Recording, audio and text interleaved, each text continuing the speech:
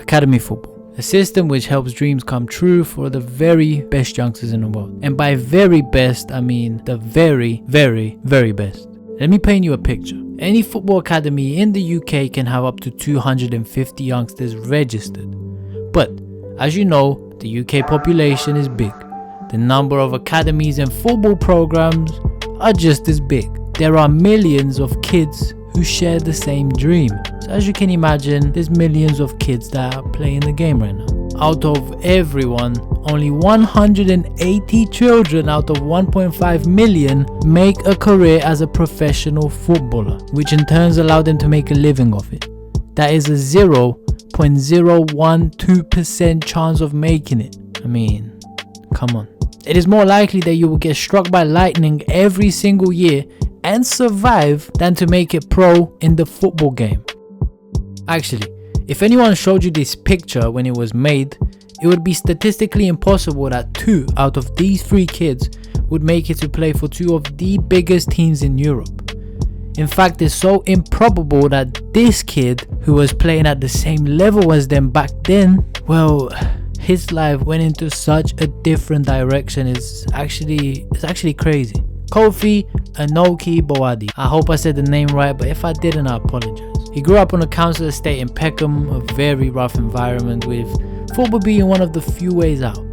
He got scouted by 2 academies, so he was clearly talented enough, but unfortunately, he lost his dad to cancer at just 14.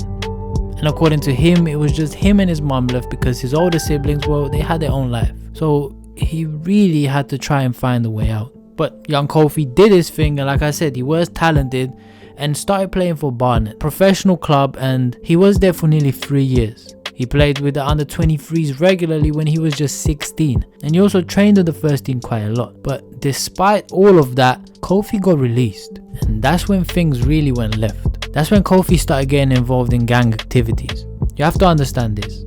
The football business takes kids from every single background, who are poor, who have nothing, and the game gives them everything: money, status, and an overall better life in exchange for them young boys to just play the sport they love. I mean, it's a dream. I mean, it's one of those things that you say are too good to be true, and actually they are too good to be true for a lot of them, because the same business spits the 99% of those kids that aren't the very best, it spits them back out to nothing.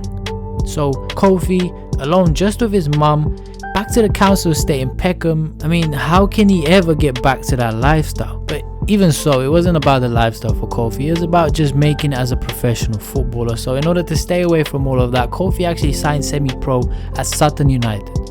But again, after just 6 months, he was released due to a change in management. You can't catch a break.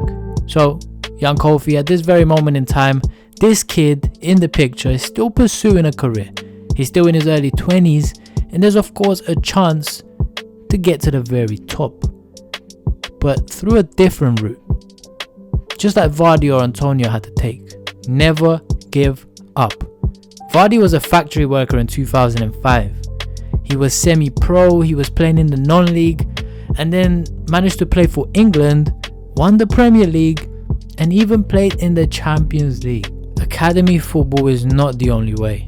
But if you do embark on this journey, remember that as much as we all love the football game, it's also a business.